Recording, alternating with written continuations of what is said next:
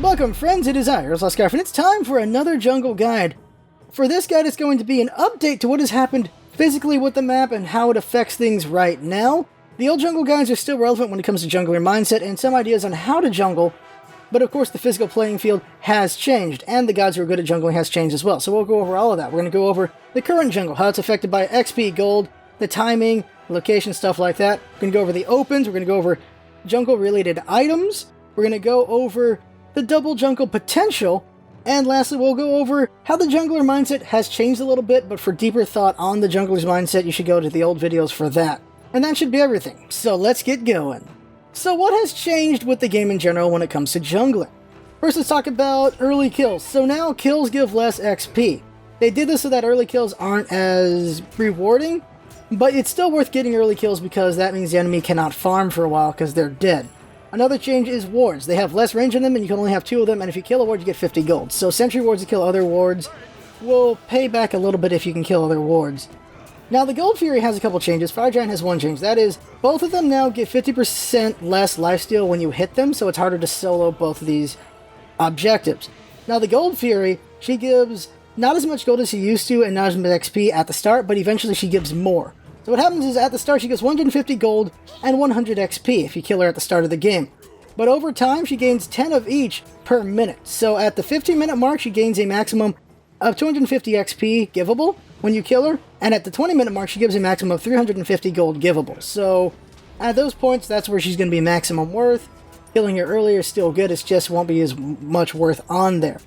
Now let's talk about the mid camps. The mid camps are back at 10 seconds, so everything spawns at 10 seconds again. And they respawn every 3 minutes.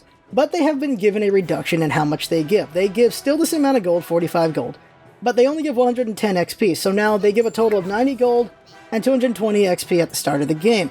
There's also changes to the small camp. The small camp spawns every 80 seconds, but they also give 30 XP each, and they still give 13 gold each for the smaller ones, and the big one of course 110 and 45 gold. So that is a total of 170 XP and 71 gold for the small camps. Now for the buff camps, something interesting is the blue and the purple camps now respawn every 3 minutes. The red and orange or yellow camp respawns every 4 minutes. So you got to keep that in mind. There's just so many spawn timers going on, so it's going to get a little confusing, but there's a lot of farming to do. But the buff camps now give, well, they still give 229 XP and 91 gold. So they're actually worth a little bit more than the Fury camps in the mids as far as which one you should go for first. It's just that there's 3 of them instead of 2. Also, all camps in general have less HP and less damage to hurt you with, so it makes jungling a little bit easier in general for everyone. So that's what's happened there. And that is everything that has to do with the current jungle. So what has the new jungle done to items? Well, Bomba's Mask is not changed, but Hand of the Gods is. And not a big fan of it, but here's what it does. At the first level, it only hits the highest HP target in the camp. That's it for 480 damage, so it just hurts the buff camp minion. Or if you're doing the mid Furies, it would be just one of the 2 Furies, or if you're doing the small camp, it'd be the big Fury. That's it, just does 480 damage. Not a lot, you still gotta clear it out pretty well. Level 2 of Hand of the Gods hits 2 targets, level 3 hits 3 targets. But the change to the 3rd level of Hand of the Gods is that it now doesn't do a percentage for killing the objectives, now it only does 1000 true damage. Yellow HP will show up at 1000 HP on the targets, but now what they did with this is so that it's not as easy to secure, so that big ults can steal it as well, like an Ao Kuang ult, because Ao Kuang ult can do 1000 damage. So you're contesting the Gold Fury, it's getting low enough for a Hand of the Gods at 1000, Ao Kuang can do an ult, and it'll destroy it before 1000, and there you go, Ao Kuang has now stolen or secured the Fire Giant or Gold Fury. That's what happens there. You can have more than one hog, but each hog, successive hog before 10 seconds, will do 50% less damage. So you can do like 1500 damage if you do 2 hog 3s in succession really quick to try to secure, which can be a thing. But this makes hog not very useful to jungler. You're better off, in my opinion, just getting a red potion or a purple potion, depending on what jungler you're using, to just clear out the jungle quickly and get going to something else. Just because hog is not as good as it used to be. So what does the change to jungle mean for opens? And this is pretty big to think about. That is, since the red buffs are now on the same side and orange buffs are on the same side, that means ADC, support, and mid can fight over the mid Furies, and then solo and jungle can fight over the mid Furies on the other side, if they so choose. That is the thing you can do. You can fight over mids, or you can just do buff camps and move on. You can do the small camps and move on. There's a lot of things you can do. But you gotta think about this. large Furies are worth 110 XP each. So the mid Furies are worth 220 XP and 90 gold, while the buff camps are worth 220 XP and 91 gold. So the buff camps are actually worth more. So it's not a bad idea to just do the buff camps to play it safe and get going. But if you want to take the risk and fight over them, you can fight over the mid Furies, so you can do that as well, or you can do the small camps, do buffs, and move on. So there's a lot of different options for what you want to do as an open, maybe even invade them at the mids, invade them at the camps. There's a lot of different things you can do, so there's a lot of things to consider, and it's up to you what you go for. But right now, the safest thing to do, I believe, is just doing your buffs and moving on to your lanes, or maybe even doing the small camps, then the buffs and moving on to your lanes, depending on how quickly you can clear. So is double jungle viable? And the question is where you plan. In the pro scene, they've experimented with it.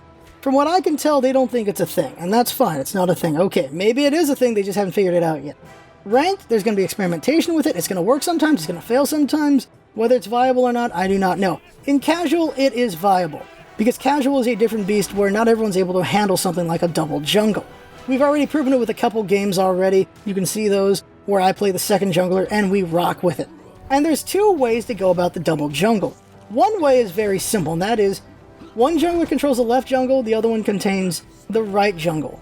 And by controlling both jungles and just being around and rotating so much, you're going to have the enemy team just having a hard time staying afloat, because they can get ganked anywhere by both of these junglers. Of course, it does cause a weakness in the ADC, because they have to handle 2-on-1 for a while, but if they know how to hold tight and farm well, they'll be fine, and then they're going to get some really good ganks out of the junglers, because the support has to be replaced by the second jungler. But there's another way to go about jungling. This is the way I feel is the better way to go about it. That is, using that second jungler as essentially a rotating support. And that is, you have the jungler doing regular things, but the second jungle, what they do is after the open happens, that jungler goes and plays counter jungling. You go straight for the enemy jungle and steal it away from them. Take it away, now it's not there anymore for them to get when they're done with the solo lane. So now they should be potentially behind. And every 80 or so seconds, you steal them again. And you just keep taking the mid camps, you keep taking the back camps, you try to take the buff camps if you can. And when you're not doing that, you're rotating to your ADC, you're rotating to the mid, and you're causing mayhem there. You're supporting those lanes, keeping them healthy, and being very aggressive.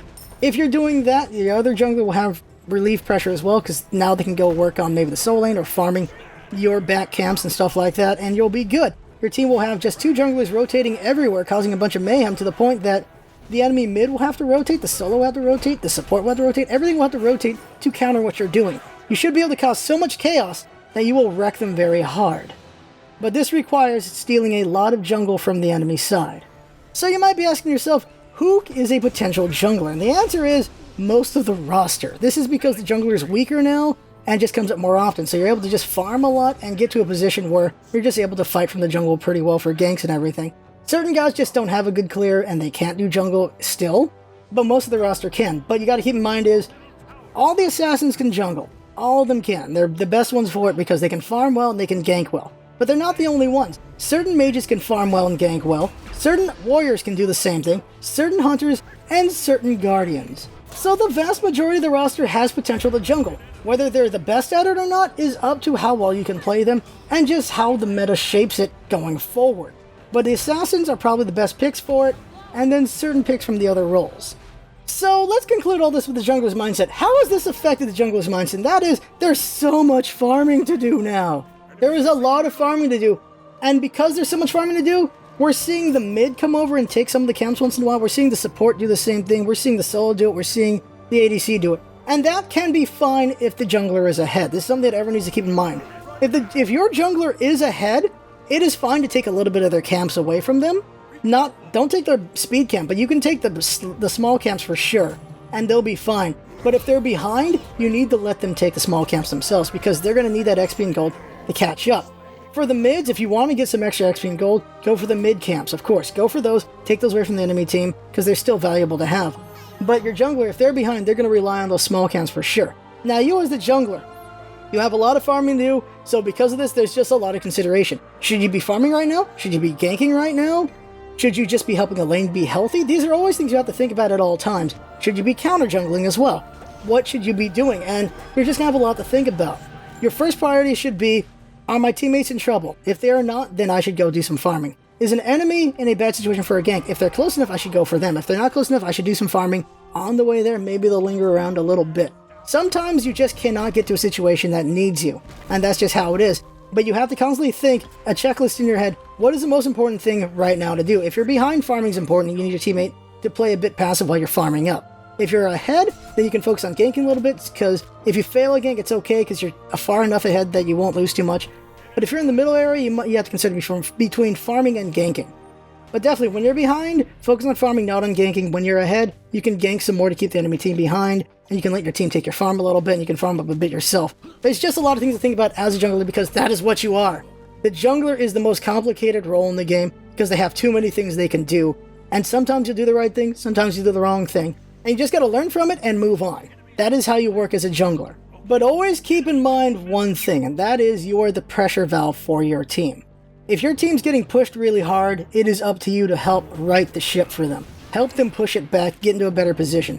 Do some ganks if you have to, but what is important is keeping the lanes alive. You don't necessarily need to get a kill to help a lane. Sometimes it's just backing off an enemy god or gods.